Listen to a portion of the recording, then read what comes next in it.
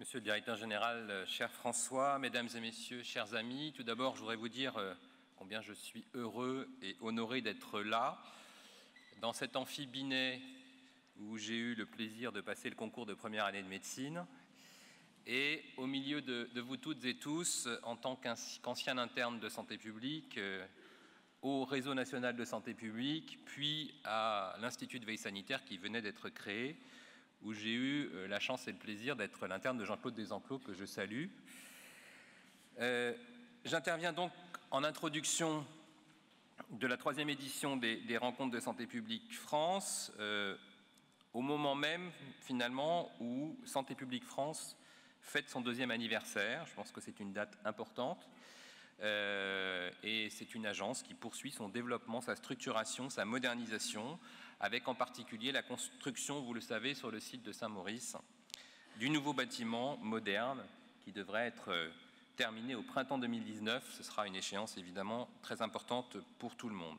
Je voudrais profiter de ce moment un peu solennel pour rendre hommage à toute l'équipe de direction de Santé publique France pour les efforts et l'ampleur de la tâche accomplie. Je pense que vraiment beaucoup a été fait, et surtout remercier toutes les équipes de Santé publique France pour la mobilisation, pour l'implication sur tous les chantiers, en soulignant l'engagement, le travail, le professionnalisme, en particulier cette année, dans une phase très délicate, que l'on perçoit totalement, de réunification d'équipes, de contraintes de ressources humaines dont je suis pleinement conscient, et avec une actualité extrêmement riche, et François Bourdillon vous en a donné l'illustration, dans tous les champs d'intervention de Santé publique France.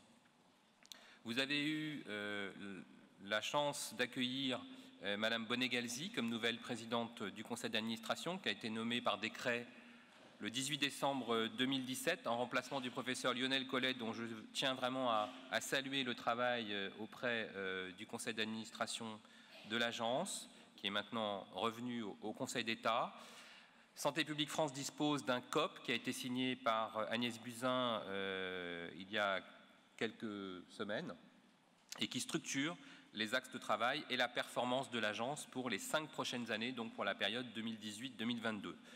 Il me paraît important de rappeler, et François Bourdillon vous en a parlé tout à l'heure, que le plafond d'emploi est certes très contraint, mais malheureusement, ce plafond d'emploi s'applique par décision du Premier ministre à l'ensemble des services de l'État, et en particulier au ministère des Solidarités et de la Santé, donc direction d'administration centrale et opérateurs, avec une baisse très significative. Mais nous avons quand même, nous nous sommes battus et nous avons obtenu que la subvention pour charges de service public qui est versée par l'État à Santé publique France soit en augmentation entre 2017 et 2018, une augmentation de 6 millions d'euros, soit 4,54%. Je voudrais quand même revenir sur l'action de l'agence sur cette année écoulée. Vous êtes intervenu en appui de politiques publiques, et votre action reflète évidemment la politique de santé et les mesures décidées par la ministre en charge de la Santé, et les actions qui sont coordonnées, pilotées par la Direction générale de la Santé. Vous jouez pleinement votre rôle d'effecteur et de référence nationale en matière de promotion de la santé et de prévention. Et le bilan de l'agence, en matière de promotion de la santé en particulier, est extrêmement étendu et ne saurait être revu en détail si l'on veut vous laisser travailler aujourd'hui. Mais je souhaiterais effectivement souligner plusieurs points à titre d'illustration et de réussite.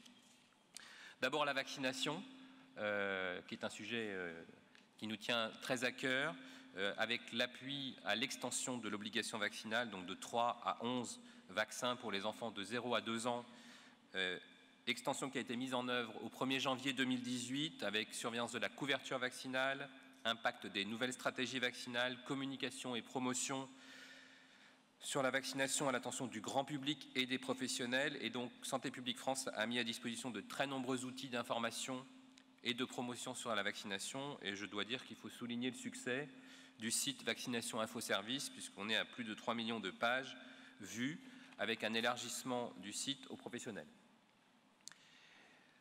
Autre point clé, François Bourdillon vous en a parlé, les premières victoires dans la lutte contre le tabagisme. Ce ne sont que de premières victoires, il faut rester modeste et la guerre reste engagée. Premier tueur en France 200 morts par jour. C'est un avion de ligne, un gros avion de ligne qui s'écrase tous les jours du fait du tabac. Nous avons enregistré, grâce à la mobilisation depuis plusieurs années de l'ensemble des autorités et des associations, ce premier franc succès avec 1 million de fumeurs en moins, en particulier dans certaines régions et en particulier chez les jeunes, ce dont on ne peut que se féliciter, et chez les étudiants.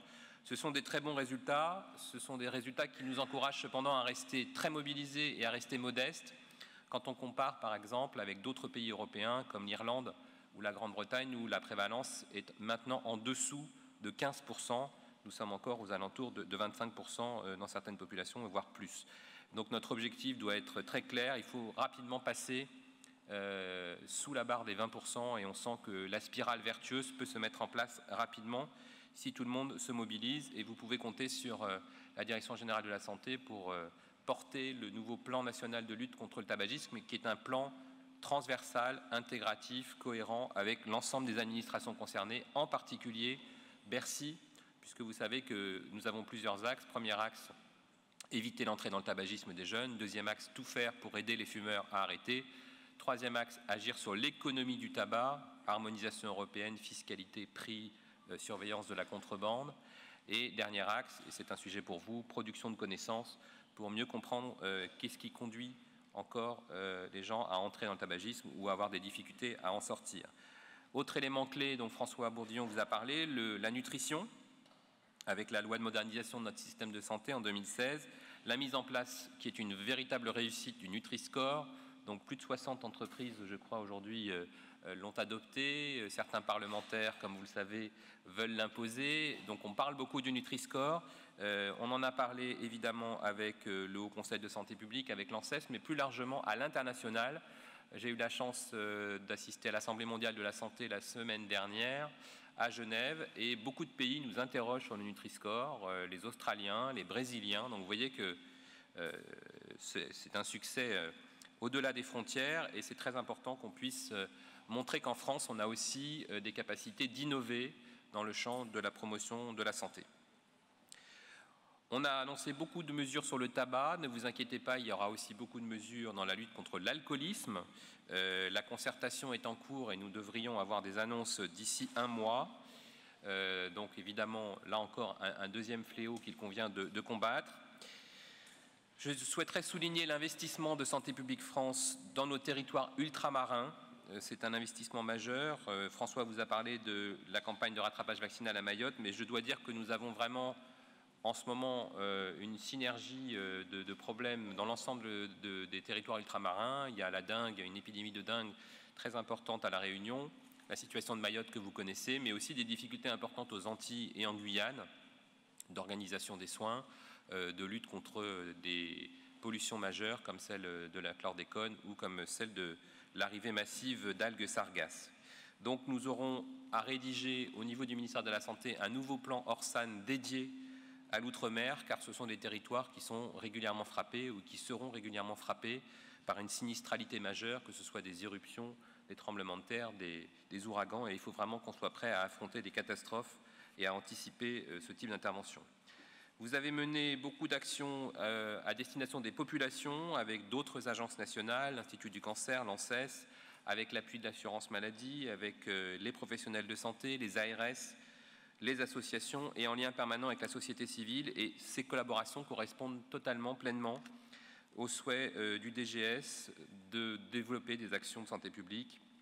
Et c'est pourquoi la réunion de sécurité sanitaire tous les mercredis matins réunit l'ensemble des acteurs de sécurité, et bien plus largement que le ministère de la Santé, puisque toutes les administrations centrales sont représentées et que l'assurance maladie est présente. Et puis que j'ai voulu mettre en place un comité d'animation du système d'agences qui est désormais porté par les agences et qui permet de développer des thématiques d'actualité sur les femmes enceintes, sur la santé et l'environnement, sur la communication en cas de crise.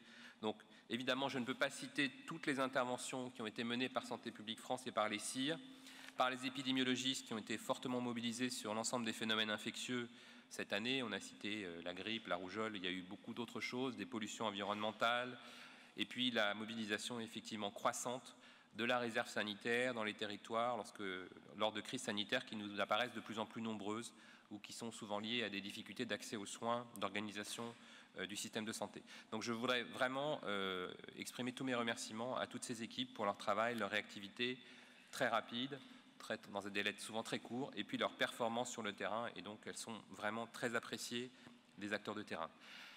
Quelle perspective pour cette année et au-delà? Une priorité pour Santé publique France, le soutien au déploiement de la stratégie nationale de santé qui a été publiée fin 2017 et qui porte sur la période 2018-2022, après une grande concertation publique. Et l'axe 1 vous concerne évidemment totalement, puisque c'est la mise en place d'une stratégie nationale de prévention, de promotion de la santé, avec le plan national de santé publique, désormais requalifié priorité prévention, et qui a été dévoilé lors d'un comité interministériel santé sur place, donc à Saint-Maurice.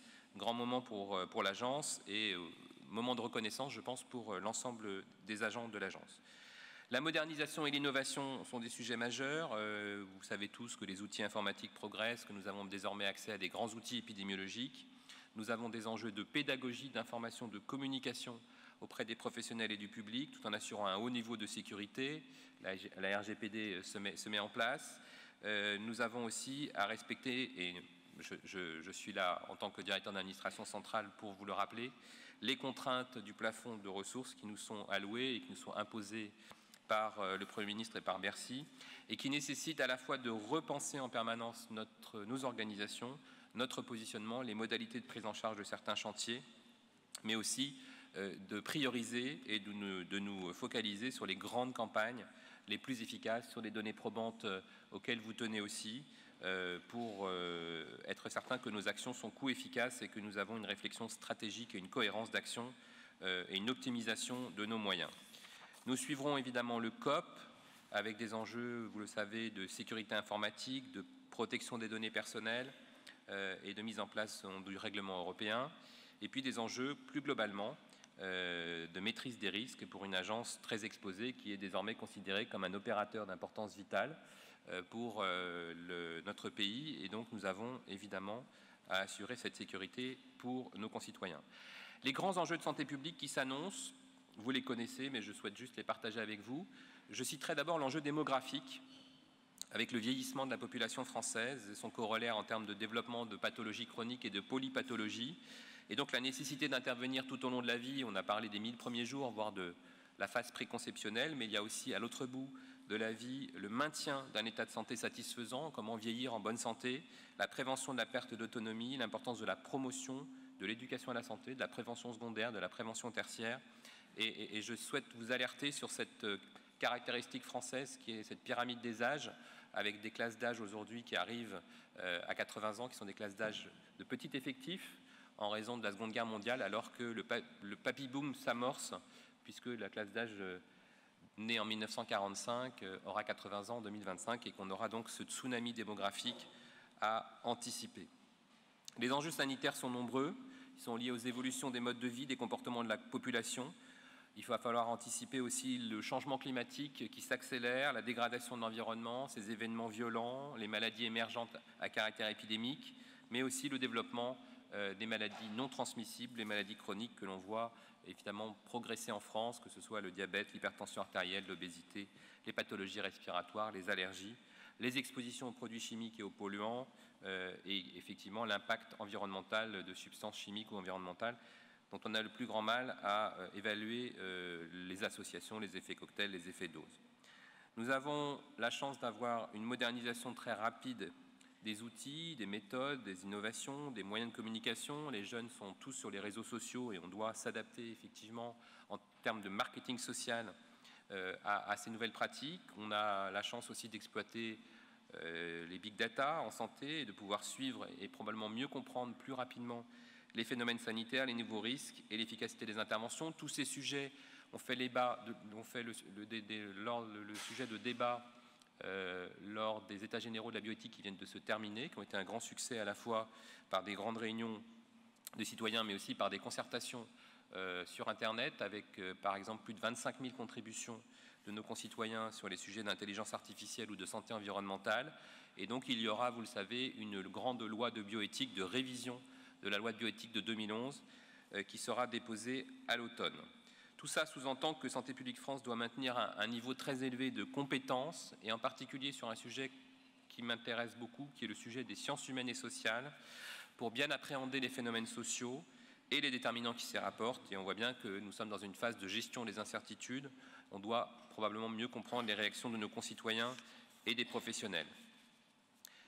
Je salue moi aussi la qualité du programme qui vous est présenté sur ces 3 jours, et donc je remercie le Conseil scientifique pour cette sélection de haut niveau. Je crois que le succès s'annonce puisque vous avez plus de 1400 inscrits. Ça démontre l'intérêt de tous pour les actions de Santé publique France. Je souhaite que ces débats soient très riches et surtout qu'il en émane des propositions innovantes. En tout cas, je les attends. On a parlé de sciences participatives, c'est un secteur majeur. La lutte contre les inégalités sociales, territoriales et d'accès à l'information. La notion d'exposome, qui est maintenant inscrite dans la loi, mais qui nécessite évidemment d'être traduite dans les faits et dans la science. Et puis, les technologies innovantes vont certainement nous apporter beaucoup de nouvelles connaissances. Voilà, je voulais conclure en vous souhaitant donc de très belles rencontres. Vous pouvez compter sur mon écoute et sur mon soutien. Merci à vous.